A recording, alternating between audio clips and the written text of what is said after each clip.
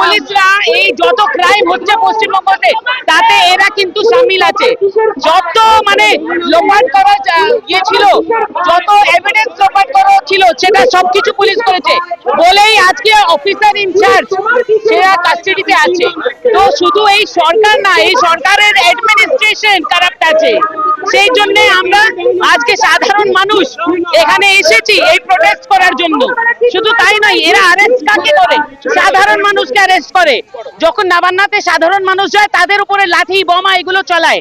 তাহলে সাধারণ মানুষের উপরে এইসব করতে পারে পুলিশ, কিন্তু যারা ধর্ষক আছে তাদেরকে ধরতে পারে না, তাদেরকে তো বাঁচানোর চেষ্টা হয়। সেই জন্য তো আমরা এখানে আজকে প্রশ্ন করতে এসেছি যে পুলিশ এই ধর্ষকরা তোমাদের কি হয় আর কে হয়?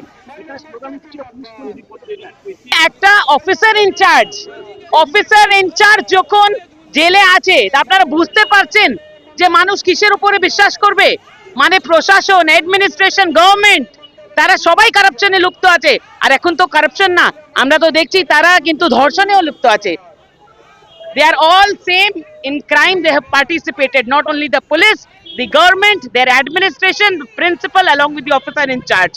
They will all be considered a complicit because they are equally participating in the crime, a heinous crime such as rape. একটা মানুষ চলছে এই ভয়াবহ পরিস্থিতি কি? তাহলে একমাত্র যে ডাক্তার হোক, উকিল হোক, আপনার আমার বাড়ির কাজের মহিলা হোক, রাস্তাঘাটে পথে ঘাটে কোনো কাজের কাজ কর্মরতা মহিলা হোক, বা আমরা যে যেখানে কাজ করি সেরকম কোনো মহিলা হোক, যেই হোক না কেন, যেসব থানা আছে, থানায় পুলিশ আছে, কিন্তু এই পুলিশ কোনো কাজ করছে না। এই পুলিশ আমাদের মহিলাদের নিরাপত্তা দিতে ব্যর্থ, ভীষণভাবে ব্যর্থ করতে। এই প্রমাণ লোপাটকারী পুলিশ, এই ধর্ষণকারীদের সাহায্যকারী পুলিশকে আমরা প্রতি পদে পদে ধিক্কার জানাই। যে পুলিশ আছে কিন্তু মহিলাদের বাড়ি ফেরে, রাস্তায় রাজবিরেতে কাজ করে, কর্মক্ষেত্র থেকে বাড়ি ফেরে, তাহলে আপনার বুক কাঁপবে, আমাদের সকলের বুক কাঁপবে কেন না? আজকে আমাদের মনে হবে, কিন্তু আমরা এই যে পশ্চিমবঙ্গে দাঁড়িয়ে আছি, কেন আমাদের এটা মনে হবে?